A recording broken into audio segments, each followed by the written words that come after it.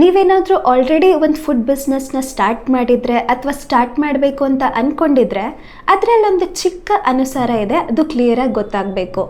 ಅದೇ FSSAI certificate.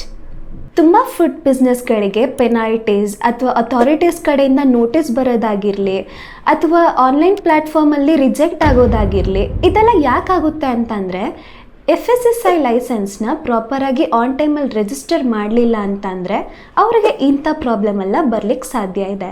So ಇವತ್ತು ನಾನು ನಿಮಗೆ ಈ ವಿಡಿಯೋಲ್ಲಿ FSSAI ಅಂದರೆ ಏನು, ಅದು ಯಾರಿಗೆಲ್ಲ ಬೇಕಾಗಿರುತ್ತೆ, ಅದರಿಂದ ಏನೇನು ಬೆನಿಫಿಟ್ಸ್ ಇರುತ್ತೆ ಅನ್ನೋದನ್ನು ನಾನು ನಿಮಗೆ ತಿಳಿಸ್ಕೊಡ್ತೀನಿ.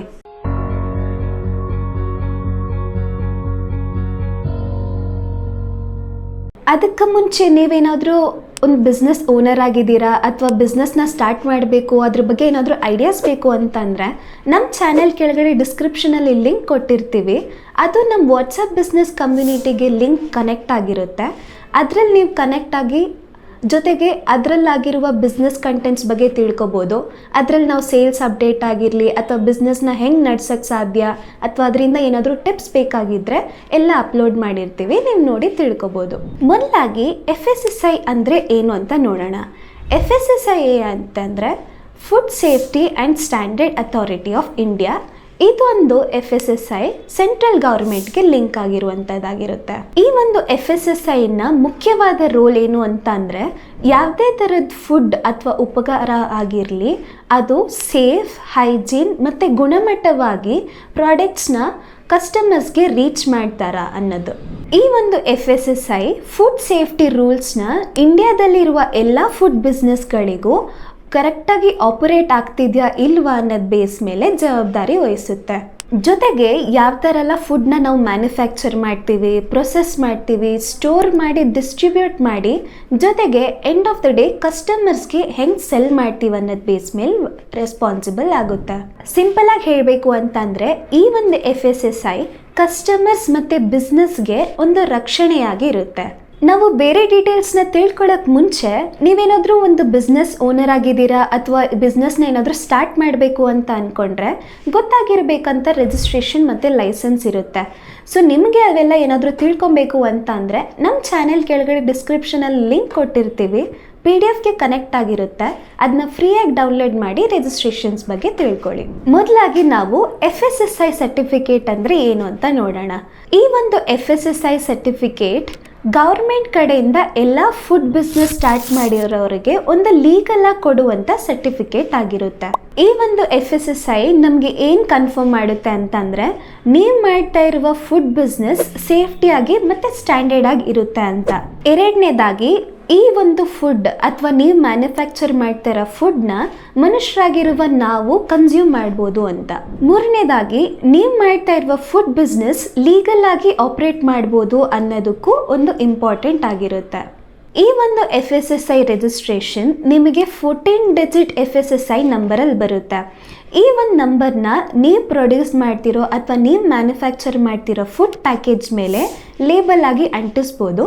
ಜೊತೆಗೆ ನೀವು ಮಾಡ್ತಾ ಇರುವ ಬಿಸ್ನೆಸ್ ಪ್ರಿಮೈಸಸ್ಸಲ್ಲೂ ಡಿಸ್ಪ್ಲೇ ಮಾಡ್ಬೋದು.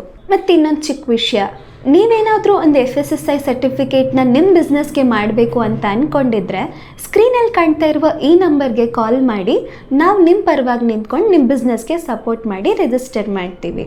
ನೆಕ್ಸ್ಟ್ ತುಂಬ ಇಂಪಾರ್ಟೆಂಟ್ ಆಗಿರೋದು ಯಾರಿಗೆಲ್ಲ ಈ FSSAI ಸರ್ಟಿಫಿಕೇಟ್ ಬೇಕಾಗಿರುತ್ತೆ ಅಂತ. ಈ ಒಂದು FSSAI ಯಾವುದೇ ಥರದ್ದು ಫುಡ್ ಆ್ಯಕ್ಟಿವಿಟೀಸ್ ಬೇಸ್ಡ್ ಮೇಲೆ ಇನ್ವಾಲ್ವ್ ಆಗಿದ್ದೀರಾ ಅವರಿಗೆಲ್ಲ ರಿಕ್ವೈರ್ಡ್ ಆಗಿರುತ್ತೆ. ಫಾರ್ ಎಕ್ಸಾಂಪಲ್ ಹೇಳಬೇಕಂತಂದರೆ ರೆಸ್ಟೋರೆಂಟ್ ಆಗಿರಲಿ ಅಥವಾ ಹೋಟೆಲ್ ಆಗಿರಲಿ, ಬೇಕ್ರೀಸ್ ಆಗಿರಲಿ, ಜೊತೆಗೆ ಸ್ವೀಟ್ ಅಂಗಡಿಗಾಗಿರಲಿ, ಫುಡ್ನ ಮ್ಯಾನುಫ್ಯಾಕ್ಚರ್ ಮಾಡೋರಾಗಿರಲಿ ಅಥವಾ ಆ ಫುಡ್ನ ಪ್ರೊಸೆಸ್ ಮಾಡೋರಾಗಿರಲಿ, ಕ್ಲೌಡ್ ಕಿಚನ್ಗಾಗಿರಲಿ ಅಥವಾ ಮನೇಲೇ ಏನಾದರೂ ಉಪಹಾರನ ಮಾಡ್ತಾ ಇದ್ದೀರಾ ಅಂತಂದರೆ ಅವ್ರಿಗೂ ಬೇಕಾಗಿರುತ್ತೆ. ಆನ್ಲೈನಲ್ಲಿ ಏನಾದರೂ ಫುಡ್ನ ಸೆಲ್ ಮಾಡೋದಾಗಿರುತ್ತೆ ಅಥವಾ ಡೆಲಿವರಿ ಪಾರ್ಟ್ನರ್ಸ್ ಆಗಿರಲಿ ಅಥವಾ ನಿಮ್ಮ ಫುಡ್ನ ಏನಾದರೂ ಇಂಪೋರ್ಟೆಡ್ ಎಕ್ಸ್ಪೋರ್ಟ್ ಮಾಡೋದಾಗಿದ್ದರೆ ಈ ಒಂದು FSSAI ಸರ್ಟಿಫಿಕೇಟ್ ತುಂಬ ಹೆಲ್ಪ್ ಆಗುತ್ತೆ. ಜೊತೆಗೆ ಇವರೆಲ್ಲನೂ FSSAI ತಗೋಬೇಕಾಗಿರುತ್ತೆ. ಸಿಂಪಲಾಗಿ ಹೇಳಬೇಕು ಅಂತಂದರೆ ನಿಮ್ಮ ಬಿಸ್ನೆಸ್ ಆ್ಯಕ್ಟಿವಿಟಿ ಏನಾದರೂ ಫುಡ್ ರಿಲೇಟೆಡ್ ಆಗಿದ್ದರೆ FSSAI ನಿಮಗೆ ಖಂಡಿತ ಬೇಕಾಗಿರುತ್ತೆ. ಜೊತೆಗೆ FSSAI ರಿಜಿಸ್ಟ್ರೇಷನಲ್ಲಿ ಯಾವ್ಯಾವ ಟೈಪ್ಸ್ ಬರುತ್ತೆ ಅಂತ ನಮ್ಗೆ ಗೊತ್ತಾಗಬೇಕಲ್ವಾ. ಸೊ ಅದರಲ್ಲಿ 3 ವಿಧ ಇರುತ್ತೆ. ಒಂದು ಬೇಸಿಕ್ ರಿಜಿಸ್ಟ್ರೇಷನ್, ಎರಡನೇದು ಸ್ಟೇಟ್ ರಿಜಿಸ್ಟ್ರೇಷನ್ ಮತ್ತು ಸೆಂಟ್ರಲ್ ರಿಜಿಸ್ಟ್ರೇಷನ್. ನಿಮ್ಮ ಬಿಸ್ನೆಸ್ ಏನಾದರೂ ಕಡಿಮೆ ಟರ್ನ್ ಓವರಲ್ಲಾಗಿದ್ದರೆ ನಿಮಗೆ ಬೇಕಾಗಿರೋದು ಬೇಸಿಕ್ FSSI ರಿಜಿಸ್ಟ್ರೇಷನ್. ನಿಮ್ಮ ಬಿಸ್ನೆಸ್ ಏನಾದರೂ ಮೀಡಿಯಮ್ ಸ್ಕೇಲ್ ಆಗಿದ್ದು ಅದು ನಿಮ್ಮ ವಿತಿನ್ ದ ಸ್ಟೇಟ್ ಒಳಗೆ ನೀವು ಆಪ್ರೇಟ್ ಮಾಡ್ತಿದ್ದೀರಾ ಅಂತಂದರೆ ನೀವು ತಗೋಬೇಕಾಗಿರೋದು ಸ್ಟೇಟ್ FSSI ರಿಜಿಸ್ಟ್ರೇಷನ್. ನಿಮ್ಮ ಬಿಸ್ನೆಸ್ ಸ್ಕೇಲ್ ಏನಾದರೂ ಲಾರ್ಜ್ ಸೈಜಲ್ಲಿತ್ತು, ಇಂಪೋರ್ಟ್ ಎಕ್ಸ್ಪೋರ್ಟ್ ಮಾಡ್ತಾ ಇದ್ದೀರಾ ಮತ್ತು ಮಲ್ಟಿಪಲ್ ಸ್ಟೇಟ್ಸಲ್ಲಿ ನಿಮ್ಮ ಬಿಸ್ನೆಸ್ನ ನಡೆಸ್ತಿದ್ದೀರಾ ಅಂತಂದರೆ ನೀವು ತಗೋಬೇಕಾಗಿರೋದು ಸೆಂಟ್ರಲ್ FSSI ಸರ್ಟಿಫಿಕೇಟ್. ಇವಾಗ ನಾವು ಈ ಒಂದು FSSI ರಿಜಿಸ್ಟ್ರೇಷನ್ ಯಾಕೆ ಫುಡ್ ಬಿಸ್ನೆಸ್ಗೆ ತುಂಬ ಇಂಪಾರ್ಟೆಂಟ್ ಆಗಿರುತ್ತೆ ಅಂತ ನೋಡೋಣ. ಈ ಒಂದು FSSI ರಿಜಿಸ್ಟ್ರೇಷನ್ ನಿಮ್ಮ ಬಿಸ್ನೆಸ್ನ ಯಾವುದೇ ಥರದ್ದು ಪೆನಾಲ್ಟಿ ಮತ್ತು ಫೈನ್ ಇಲ್ದಿರೆ ಲೀಗಲ್ ಆಗಿ ಆಪ್ರೇಟ್ ಆಗಲಿಕ್ಕೆ ಹೆಲ್ಪ್ ಮಾಡುತ್ತೆ. ಈ ಒಂದು FSSI ರಿಜಿಸ್ಟ್ರೇಷನ್ ಸಿಗೋದ್ರಿಂದ ಕಸ್ಟಮರ್ಸ್ ಮಧ್ಯೆ ಒಂದು ಒಳ್ಳೆ ಬಾಂಧವ್ಯ ಮತ್ತು ನಂಬಿಕೆಯನ್ನು ಬೆಳೆಸುತ್ತೆ. ನೀವು ಮ್ಯಾನುಫ್ಯಾಕ್ಚರ್ ಮಾಡುವಂಥ ಫುಡ್ ಕ್ವಾಲಿಟಿನ ಮತ್ತು ಸೇಫ್ಟಿನ ಇನ್ಕ್ರೀಸ್ ಮಾಡಲಿಕ್ಕೆ ಈ ಒಂದು FSSI ರಿಜಿಸ್ಟ್ರೇಷನ್ ಹೆಲ್ಪ್ ಆಗುತ್ತೆ. ಇದು ತುಂಬ ಕಂಪಲ್ಸರಿ ಆಗಿರುತ್ತೆ ಇನ್ ಕೇಸ್ ನಿಮ್ಮ ಪ್ರಾಡಕ್ಟ್ಸ್ನ ಏನಾದರೂ ಅಮೆಝಾನ್, ಸ್ವಿಗ್ಗಿ ಮತ್ತು ಝೊಮ್ಯಾಟೊ ಅಲ್ಲಿ ಲಿಸ್ಟ್ ಮಾಡ್ತಿದ್ದೀರಾ ಅಂತಂದರೆ. ಸೊ ಇವತ್ತು ನಾವು ಈ ವಿಡಿಯೋಲಿ FSSI ಅಂದರೆ ಏನು ಅಂತ ತಿಳ್ಕೊಂಡ್ವಿ. ಮುಂದಿನ ವಿಡಿಯೋಲಿ ನಾವು FSSನ ಹೆಂಗೆ ರಿಜಿಸ್ಟರ್ ಮಾಡೋದು ಅಂತ ನೋಡೋಣ.